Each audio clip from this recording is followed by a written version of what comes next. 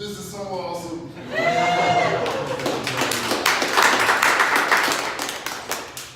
I think Monroe's right. We are so blessed with the infinite knowledge that's in this room, and they collaborated. But well before I met them individually. Maybe you guys were referrals to me. I'm not sure how the tree actually worked, but it all came from one place, and then my laws of attraction actually brought you to me at the right time. So to kind of sum up my opinions of what I've learned from the experts over the last year, to your point, how do you date yourself? And are you willing to marry yourself? So I'll answer both questions. After almost 2 years of being single, I went through every single phase that we've talked about tonight. Like, I've been low, I've been high, I've been low by myself, I've been high by myself, I've tried to date through those periods. Bad idea. But I was persistent, and there are some guests I've had on the podcast that have said, to truly know yourself, you need to be in a relationship. You need to test that waters, because it will reflect back to you and it will be a mirror for you.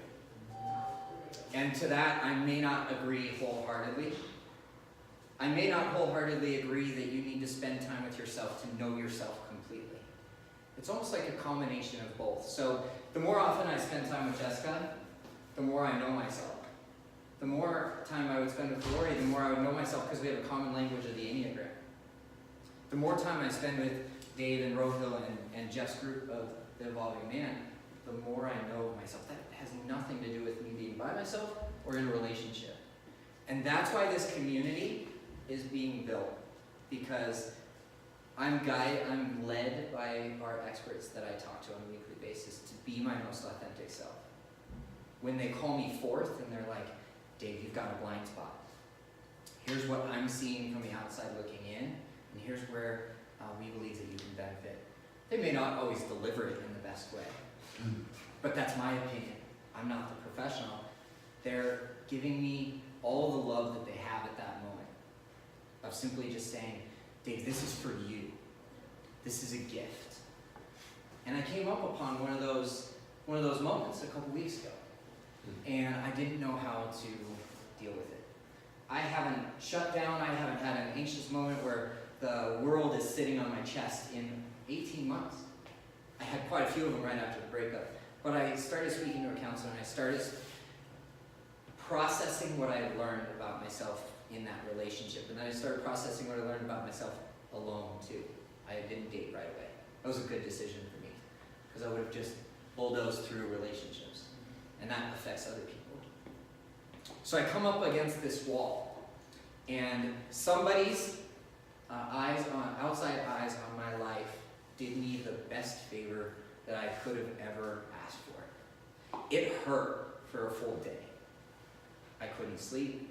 I always have an appetite, because I eat quite a bit, But, I couldn't sleep, and then I had a really bad day at work the next day because I had to turn around and get up again at 4:30 in the morning, and I had to coach these students at Metro State. And I was really disappointed in myself that I reacted so poorly.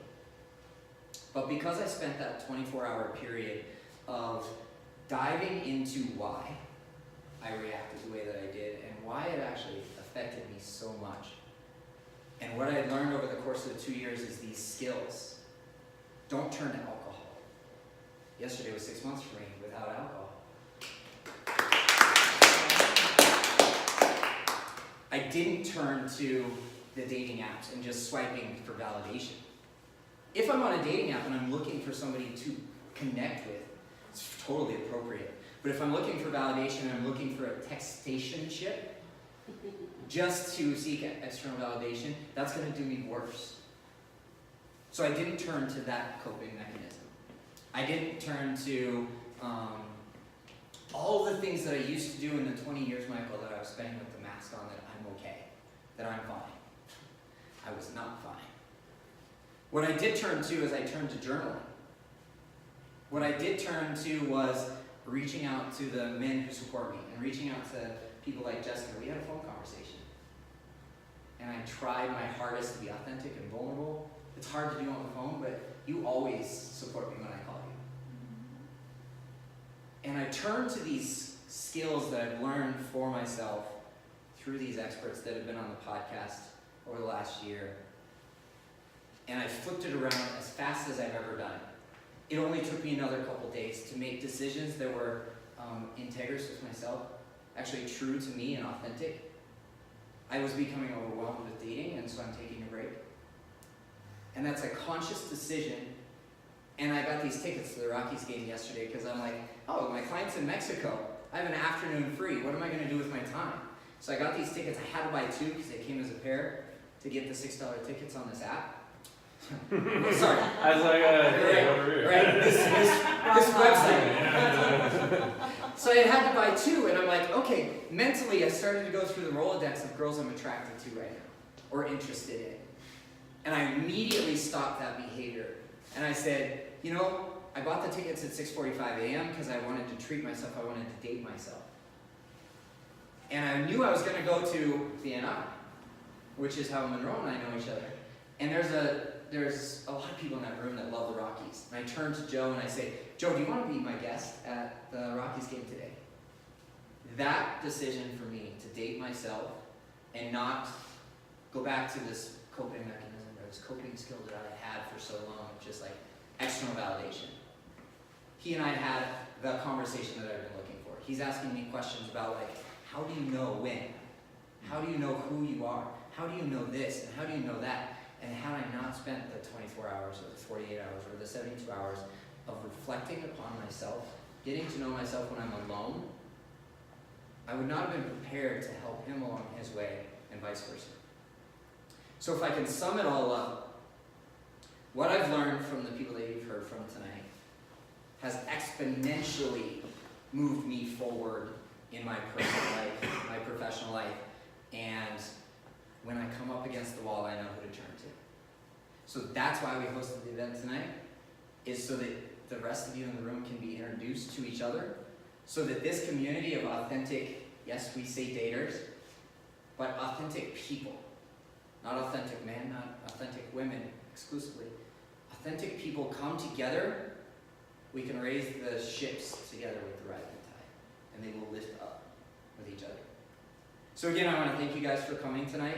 It means the world to me that you allow me to do this on a weekly basis.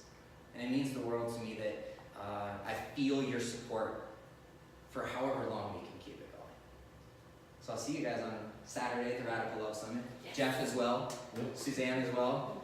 It's a true honor to be invited to that event.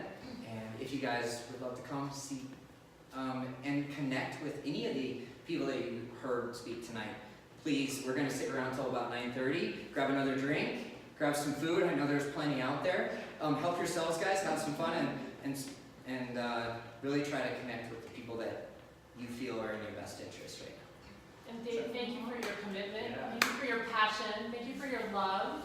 Thank you for your authenticity and really what you're creating for all of us. Yeah. Thank you for who you are. Yes. It is truly my humbling